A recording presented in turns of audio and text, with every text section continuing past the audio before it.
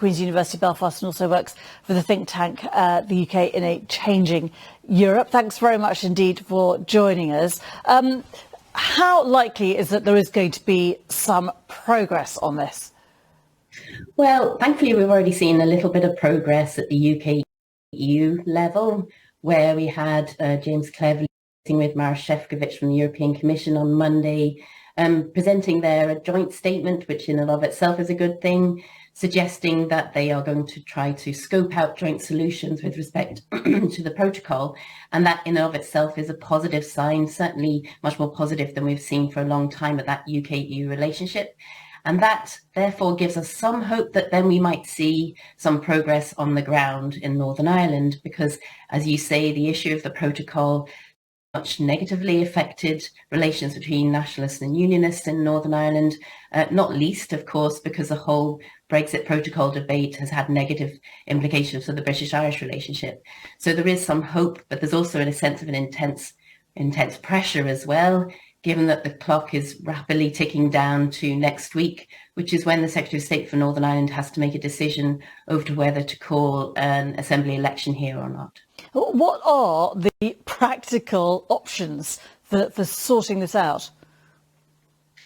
Well, there are some technical solutions that have been proposed in relation to trying to reduce the frictions associated with the protocol, or potentially so, for the movement of goods from Britain into Northern Ireland.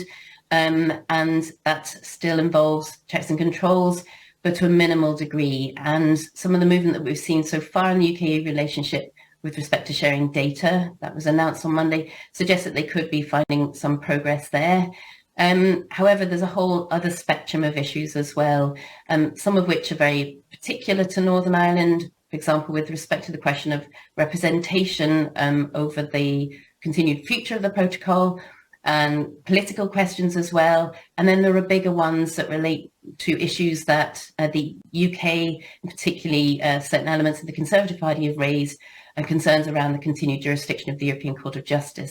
So there has to be a fine, there's a particular zone for agreement to be found on some technical matters, but as soon as we tread into areas relating to sovereignty, then it begins to get, of course, much more complicated in that UK-EU relationship. And this is what the UK and the EU are trying to negotiate at the moment in order to create the ground within which potentially unionists may begin to be reassured about what the protocol might mean in the longer term. And obviously we've had numerous political changes at the top of government here in London. How has that affected the relations with Varadkar, who's obviously just rejoined the top of Irish politics, and the EU?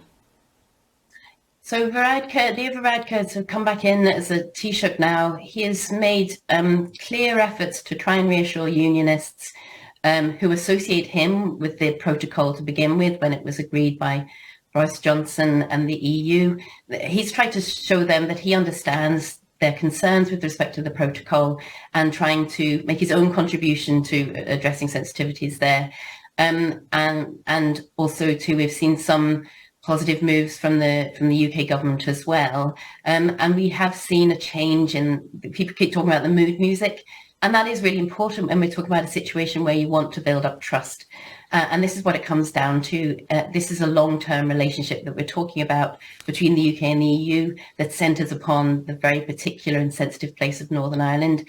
And if you do have better mood music and better relationship building between Britain and Ireland, the UK and the EU, that definitely creates then room for further progress within Northern Ireland. And just to ask a very basic question, very briefly, is the ultimate answer to this to basically fudge it? Because it has always felt like this is a triangle that can't be squared.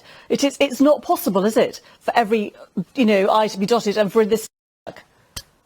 Well, in some ways, I think that was part of the problem with the original protocol, where it was unclear to some what it actually meant in practice. And that could be fudged, or was those difficult issues were avoided for a significant period of time, which meant that the implications of them when it came to be putting into practice came of surprise to some politicians and to some businesses, etc., which meant its implications were much more disruptive than they might otherwise have been. What we do want to avoid here is fudge. I think what we need now is a clear reality check about what Brexit means in terms of trying to rework that UK-EU relationship and the implications for Northern Ireland, given its integration with the Republic of Ireland and integration as part of the UK internal market. So the less fudge, the better. And I think the more clear messages, shared messaging we have from the UK and the EU over this, the better it will be for Northern Ireland, not just in the short term, but in the longer term as well.